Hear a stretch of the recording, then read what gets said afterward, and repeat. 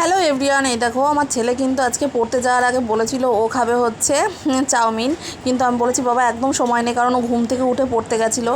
তো বাড়ি আসার আগে আমি বানিয়ে দেবো, বাড়ি এসে পাবা। তো যাই হোক, তার জন্যই আমি ম্যাগি ছিল বাড়িতে, তো ম্যাগিটাকে চাউমিনের মতো করার জন্য একটুখানি আলু, একটুখানি দু তিন টুকরো টমেটো কুচি আর একটা লঙ্কা চিড়ে দিয়েছি। যদিও লঙ্কা চিড়ে একদমই ঝাল হয়নি, আর অল্প একটু তেল দিয়ে করেছি, কারণ ও বাচ্চা মানুষ তার জন্য। তো আমার ম্যাগিটা রেডি হয়ে গেছে, আর ম্যাগিটা কিন্তু সত্যি বেশ টেস্টি হয়েছিল। একটু হলুদ দিয়েছিলাম যাতে একটু কালারফুল দেখতে লাগে, কিন্তু ম্যাগির মশলা টশলা ওকে কিছুই দিইনি। তো যাই হোক, এই যে ম্যাগি করার পরে আমি দেখো পটল আলু আর হচ্ছে টমেটো, পেঁয়াজ আর একটা কাঁচা লঙ্কা দিয়ে বরের জন্য করব রুটি তরকারি। কারণ দুদিন ধরে ও রুটি খাচ্ছে, ভাত খেতে বারবার বারণ করছে, 3বার ভাত খাওয়াটা ঠিকও না।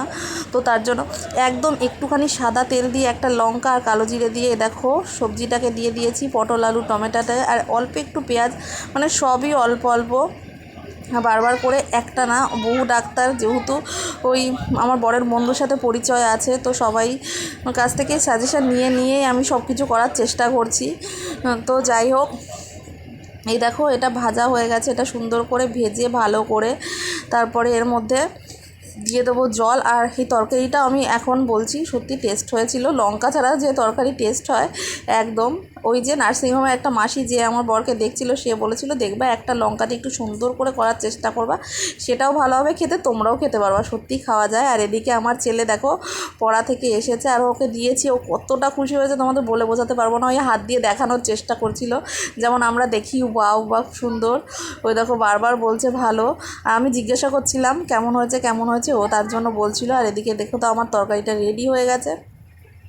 তো তরকারিটাকে এবার নামিয়ে নেব। সত্যি বর এই যে রুটি খাবে, রুটিটা কিন্তু আমার শাশুড়ি বানিয়েছিল, আর সেই ভিডিওটা আমার করা হয়ে ওঠেনি।